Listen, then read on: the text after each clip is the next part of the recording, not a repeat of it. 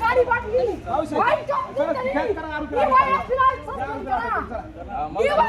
चला चला चला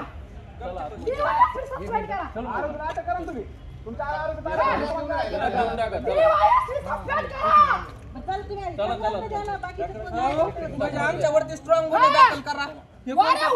काहीच नाही कुणी काय भारी एक लेडीज हा करायला भारी नाही का. चला मॅडम चला चावी भेटल चला तक्रार दे इधर चावी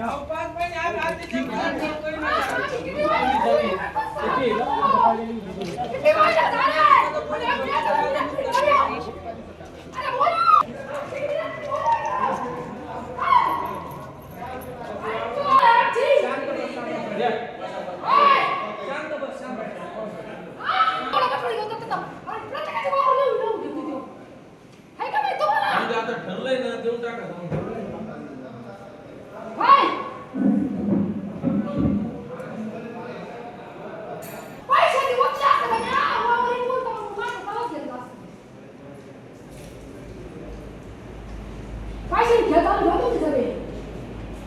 तुमचे पैसे पुढे सगळे विकत घेतलं त्यांनी हा म्हणून चार अन्याय होऊ राहिले. राजगुरु हा काय लागले हे शिकवायला लागले इकडे काय लागले काय म्हणतात तुम्ही सुद्धा विकलेले आता तुम्ही शाबा करायला लागले का तुम्ही समजू शकत आणि शाबा बोलण्याची एक पण भ्रष्टाचारी नाही भेटू शकत आम्हाला इथं आता तक्रार दिली आता नाही भेटू शकत नाही आमच्या मित्राला नाही का आदिवासी मंत्री नाही का आमचा आयोग नाही का हा 10 वर्ष झालं आधी मग पैसे खाऊ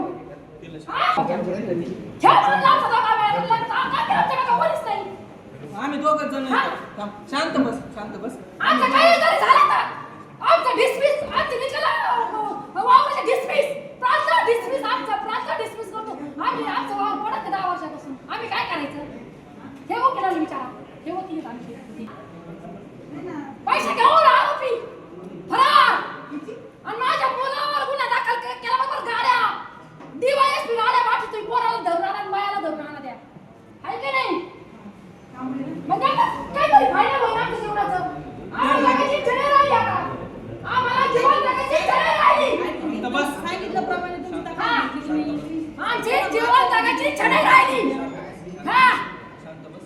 आता कागद घेतली साहेब आपण अशी रुमाल बांधून परत 354 दाखल करायचं असेल तिला काय करणार दुसरं काय? 354 आणि आमदार मिळालेली या सगळ्यांना मोडी करायचं याच्यात आणि आमच्या जेवाला काही जर झालं तर मोडी करायचं जबाबदारी अमोल डाळे डीवायएसपी अमोल डाळे मोडी करायचं हा पातळी पोलीस स्टेशन आणि शावा पोलीस स्टेशन हा हे भ्रष्टाचारी आहेत आमच्या विरोधात आमची केस घेत नाहीत आम्ही आज 5 वेळा उपोषण केलं तेव्हा आम्ही उपोषण केलंय तेव्हा आणि मी आमचे एकलावीचे लोक घेऊन आले हे साहेबाची रेकॉर्डिंग मला माझ्याकडे ती बाई जर त्यांच्या जर गुन्हे दाखल करत असेल तुम्ही त्याचे 353 चल ना मग माझ्या 353 चल टाक मला बरं शांत तुम्ही विकलत नाही लावतो कलेक्टर ऑफिसला मी आणि गाडग्याला 2 फेब्रुवारी 12 मला फेब्रुवारी मी आलेले कलेक्टरने अर्ज पाठवले गुन्हा दाखल करा म्हणून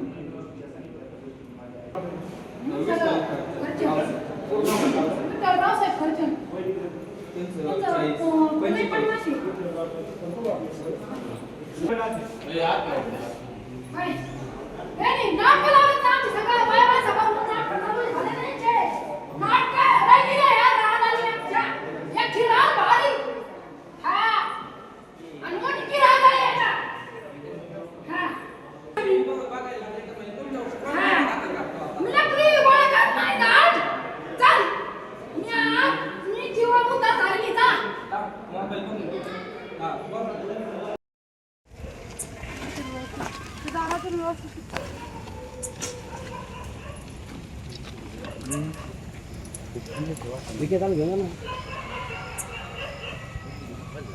मी अक्षय वायकर, स्टार इंडियनमध्ये आपले स्वागत आहे.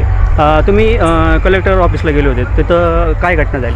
आम्ही आमच्यावरती 1 फेब्रुवारी 2026 रोजी आमच्यावरती लैंगिक अत्याचार माझ्या कुटुंबावरती आणि जाळपोळ केलेली होती. त्या संदर्भात आम्ही 21 मेपासून आमरण उपोषणासाठी कलेक्टर ऑफिसला बसलेलो होतो.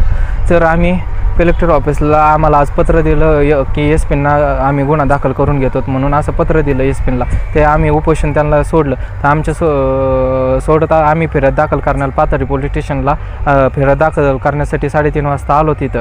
तर आमच्यासोबत आहे ना आमचे म्हणजे नातेवाईक विठ्ठल खर्चन हे आलेले होते आमच्यासोबत आलेले होते. माझी आई आतमध्ये फिर्याद दाखल करीत होती. तर फिर्याद दाखल करत असताना ज्यांच्यावरती आम्ही गुन्हा दाखल करणार आहोत ना ते दोन गाड्या आणि अजून काही गावातले गुंड घेऊन आमच्याकडे त्यांनी आले होते. पाथर्डी पोलीस स्टेशनला गावगुंड घेऊन आले होते. आणि जे विठ्ठल रावसाहेब खर्चन यांना हे बाहेर बसलेले होते. त्यांना आणि माझ्या आईला पण धमकी दिली की आरोपी आहेत का किलबिले, सारंगधर किलबिले, मनीषा सुधाकर किलबिले, परत प्रभाकर सुधाकर किलबिले, ईश्वर बापूसाहेब देशमुख, परत हे दिलीप तुकाराम किलबिले, हे बरेचसे गावातले लोक होते. 10-15 जण होते गावातले. त्यातलं उपसरपंच ईश्वर बापूसाहेब देशमुख हा मिलिटरी रिटायर मेजर आहे.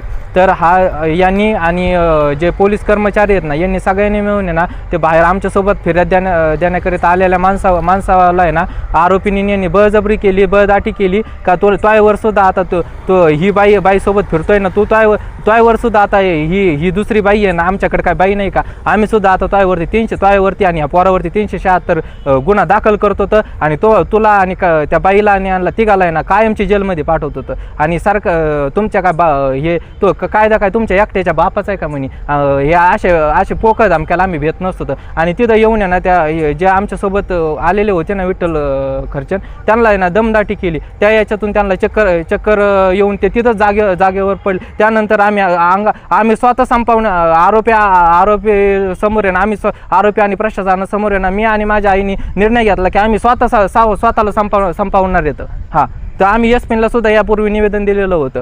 आणि यांचं आजपासूनच नाही, आरोपीवरती या अगोदर सुद्धा 2 वेळा ॲट्रॉसिटी गुन्हे दाखल येतं. तरीसुद्धा आरोपींना आहे ना हे पोलीस प्रशासन आहे ना कायम मदत करताना कायम आतमध्ये फिर्याद देत असताना माझ्या आईने याच्यातून खिडकीतून बघितले. तर माझ्या आईला त्यांनी जे आतमध्ये फिर्याद घेणारे ते लहाने साहेब होते ना त्यांनी आईला धमकी दिली, आता तुमच्यावरती स्ट्रॉंग गुन्हा दाखल होणार आहे आणि तुमच्यावर सुद्धा ते गुन्हा दाखल करतील. आणि ते रिटायर मेजर यांनी जे आमचे बाहेर होते ना रिटायर मेजर सारंगधर किलबिले तर म्हणला तू इकडे बघतोच म्हणे, तू यांच्यासोबत फिरतो ना. तर त्यांना धमकी देऊन त्यांना म्हणे तू बाहेरही म्हणे पोलीस स्टेशनच्या तुला जीवच मारतो म्हणे मी. तर त्याचं टेन्शन घेऊन त्यांना ते चक्कर येऊन पडलेले आहेत ते.